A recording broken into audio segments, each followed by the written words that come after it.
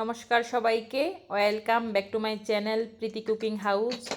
আজকে আপনাদের সাথে মাছ তরকারি রান্নার একটি রেসিপি শেয়ার করব।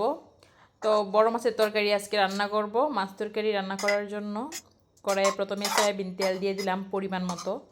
এবারে দিয়ে দিচ্ছি পেঁয়াজ কুচি। পেঁয়াজটা একটু বাদামি হয়ে আসলে এর মধ্যে সব মশলা দিয়ে দেবো।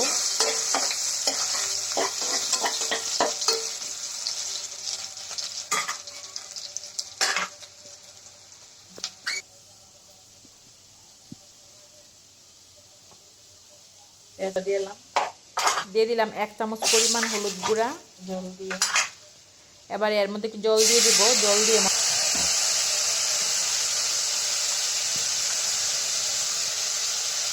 দিয়ে দিচ্ছি স্বাদ মতো লবণ।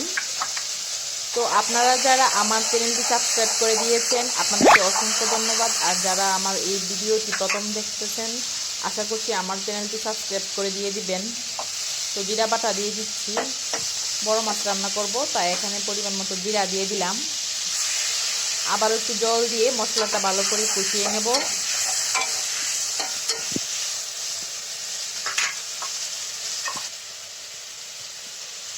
কাঁচা টমেটো আর ডিম দিয়ে বড় মাছের তরকারি রান্না করতেছি। তো দিয়ে দিলাম পরিমাণ মতো লাল মরিচের গুঁড়া। লাল মরিচ গুঁড়োটা আমি এখানে কম ব্যবহার করতেছি। আমি এখানে কাঁচা মরিচ ব্যবহার করব। 4 থেকে 5টি কাঁচা লঙ্কা চিরা দিয়ে দিলাম।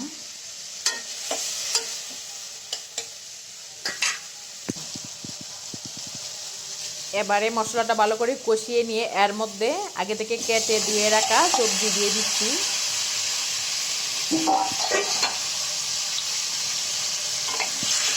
টমেটোর তরকারি এমনিতেই ভালো লাগে, আর বড় মাছ দিয়ে এভাবে টমেটো দিয়ে আর শিম দিয়ে রান্না করে খেয়ে দেখবেন, দারুণ লাগে খেতে। মশলার সঙ্গে ভালো করে সবজিটা কষিয়ে নিয়ে পরিমাণ মতো জল দিয়ে দেব। 3 থেকে 4 মিনিট ভালোভাবে মশলার সঙ্গে সবজি কষিয়ে নিচ্ছি। এবার একটু ডেকে দেব।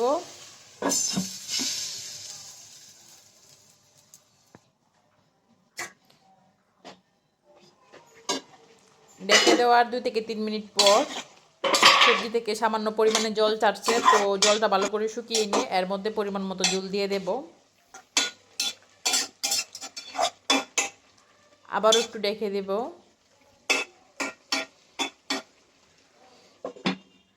আপনারা যারা নতুন আমার ভিডিওটি দেখছেন, যদি আমার ভিডিওটি ভালো লেগে থাকে তাহলে প্লিজ আমার ভিডিওটিতে লাইক দিয়ে যাবেন। আর আপনি যদি আমার চ্যানেলে নতুন হন তাহলে আমার চ্যানেলটি অবশ্যই সাবস্ক্রাইব করে দিয়ে দিবেন।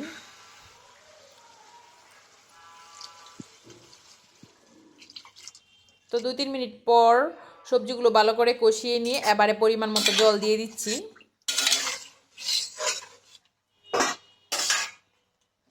দিয়ে দিলাম পরিমাণ মতো জল। এবার একটু নেড়ে চেড়ে আর ডেকে দিব না, মাছগুলো দিয়ে দেব। আর বড় মাছের টুকরাগুলো আমি আগে ভেজে রেখেছিলাম।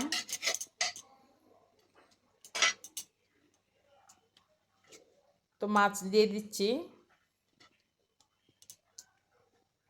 খুব সহজভাবেই আপনাদের মাঝে বড় মাছের এই তরকারি রান্নাটি শেয়ার করেছি। আশা করছি আমার এই ভিডিওটি আপনাদের কাছে ভালো লাগবে।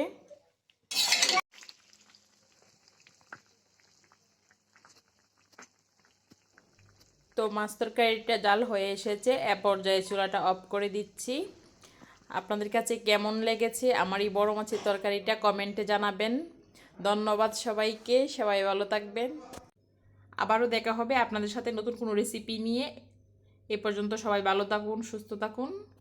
তো হয়ে গেল আমার বড় মাছ তরকারি রান্না করার রেসিপি।